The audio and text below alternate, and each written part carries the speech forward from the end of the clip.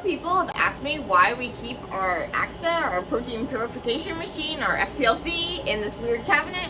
This weird cabinet is really just like a deli fridge. It's to keep the system cold so that we can keep our proteins cold. And so it's about protecting our proteins, not protecting us. It's not like a biohazard thing or anything like that.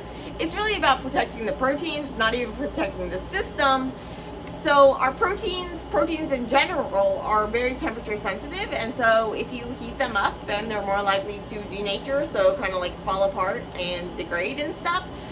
And at higher temperatures, the enzymes called proteases that actually go and chew up your protein are more active. And so even though our protein, there's like hopefully no proteases in there, if there are proteases in there, they're going to be less active at the colder temperatures. And so by keeping the AKTA in this kind of deli fridge, we're able to protect our proteins, our precious proteins. And what's nice too is that when the proteins come out, they can kind of sit overnight a lot of the times because they're in the fridge rather than just being left out at room temperature. And so you can do things like set up a run and go home for the night. There are important things to know though about running the FPLC in the cold. One is that liquids are more viscous at the cold temperatures, and so the pressure in the system is going to be higher for the same flow rate at a lower temperature than it would be at a higher temperature. And so you need to run your flows often at a lower speed than you would have them run at a higher temperature because of that viscosity. And this is especially true if you have something with like ethanol in it, then the viscosity is going to be a lot greater at the lower temperatures, and so you need to take that into account. Thankfully, you can have it so that in your method, it will take that into account. So if you go into Unicorn and you go to the column handling, you can see the details for the various columns. And these are kind of the parameters for flow rates and stuff, as if you were at room temperature. And so know that you might need to put your flow rate to something like half of the rate as it would be at room temperature if you are at a low temperature for size exclusion chromatography especially. And so then what becomes important is the column pressure limits. And when you set up a method, say, you can have it set so that you limit the pressure, and this is going to limit the flow rate based on the pressure. And so you can see that for this method, we have the pressure limit set to 2.6, and we have the flow rate set to 0.75, but we're controlling the flow to avoid over-pressurizing it. So when we're in one of these runs, you can see that currently we're not at 0.75, we're really more around 0.63, 0.64, because it's trying to avoid having this high alarm set off. These columns are really precious, and you don't want the pressure to be too high, and so it'll slow down the flow in order to prevent the pressure from being too high.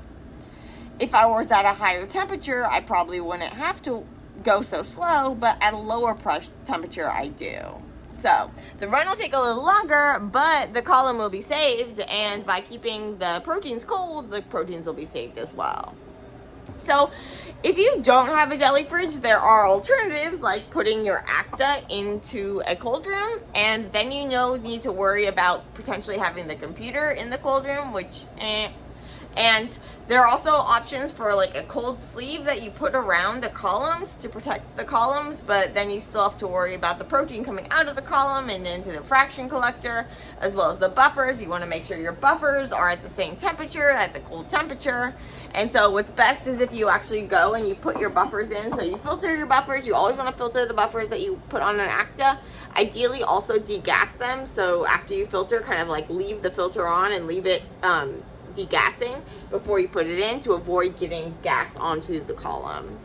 But you can kind of like pre-equilibrate your buffers in the fridge, and so we often keep the liquids in the fridge to pre-equilibrate. So we kind of have backup containers of filtered water and our filtered 20% ethanol that we leave in here, in addition to the one that we're currently using.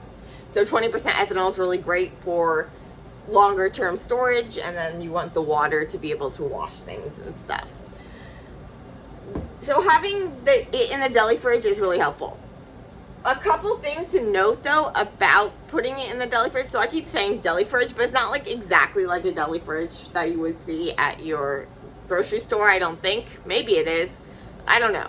But anyway, one of the things that it has that's really important is it's got this port that in this kind of like hole in the wall that then goes the cable out to the computer. And so you need to make sure you've got room to go and cable your cable out. Take your cable out.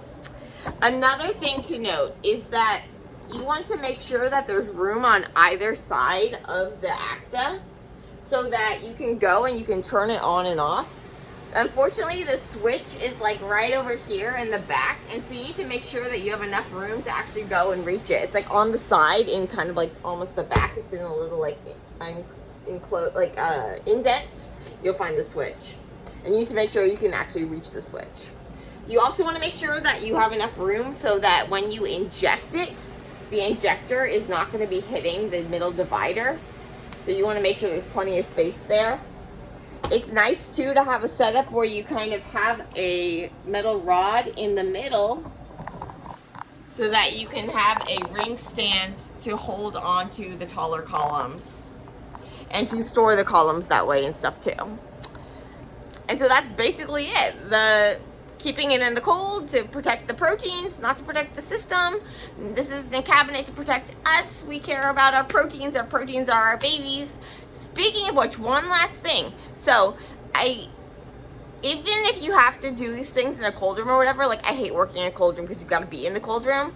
But even when it's in a cabinet, what I hate is that you kind of would have to be at it, to see that what's going on.